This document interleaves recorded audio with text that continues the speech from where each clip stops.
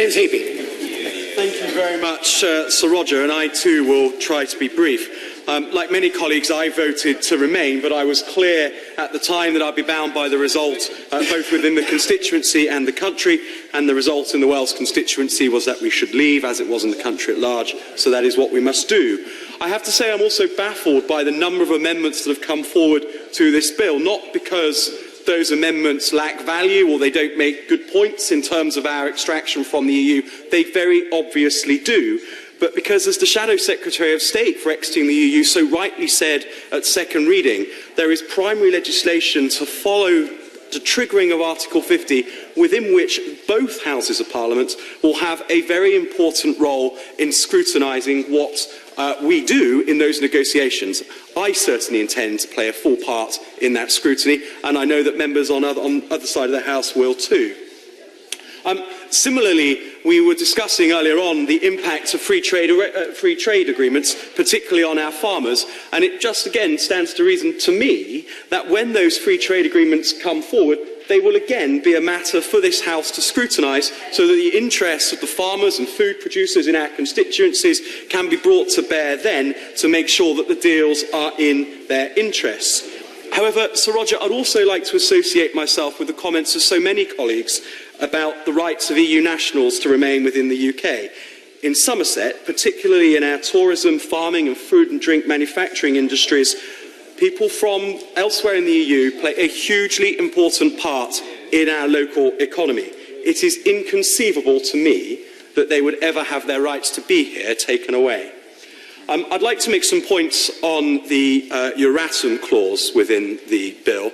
My constituency neighbour is a neighbour of Hinkley Point A and B, and we will soon be the neighbour of Hinkley Point C as well. It is clear to me that the UK nuclear industry has a world-class reputation for having the very highest regulatory standards. Now, those clearly have been developed within the Euratom framework, but we should be clear that the United States, Japan and China also operates within that framework without being a member of the European Union. And I would fully expect that we will do the same when we have left Euratom by virtue of us leaving the European Union. And I think for those who have expressed any doubt that the government will seek to continue to maintain the very highest in standards for safety within our nuclear industry are perhaps not giving the government the credit that they deserve, because we have always set those standards. We always will, whether we are within the EU and Euratom or not. And as for the willingness of other members of Euratom, other nations within Euratom to want to continue to cooperate with us, I am certain that they will. The French government is very heavily invested in EDF, and it is inconceivable to me that they will not want their operations here in the UK to remain a part of a common regulatory framework across the European continent.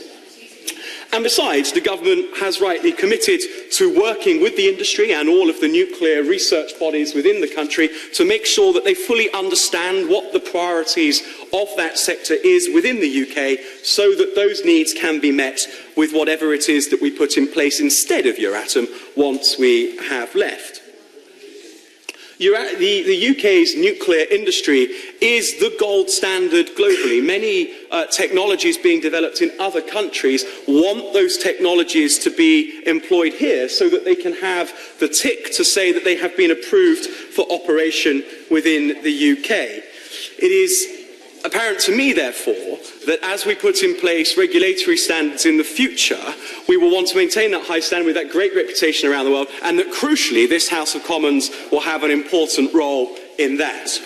The final point I'd like to make, Sir Roger, on energy policy generally is to encourage the government to clarify that they see a clear distinction between the EU single market and the EU single internal energy market. It is very much my view that from a security of supply perspective, from on cost and indeed on decarbonisation, it is in our interests, of course.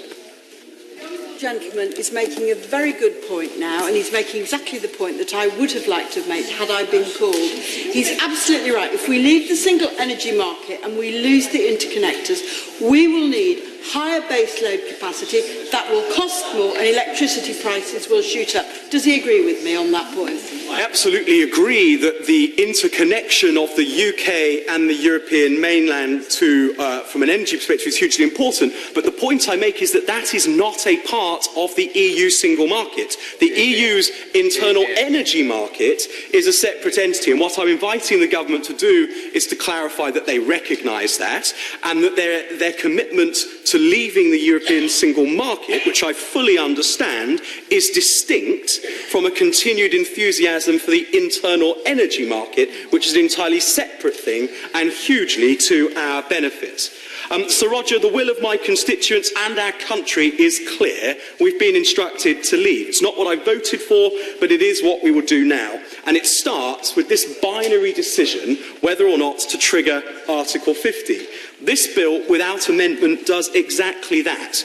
As we go forward, the role of this House and our responsibility to our constituents is clear, that we must engage fully in scrutinising all of the legislation that comes forward as a result of those negotiations. And so those that have suggested that to not amend the bill right now is somehow an abdication of our responsibility to our constituents, I think are just wrong. Our responsibility as a House is to be bound by the results of the referendum, to trigger Article 50, and then to bring all of our expertise together in scrutinising the legislation that follows, as we do on all other legislation going forwards.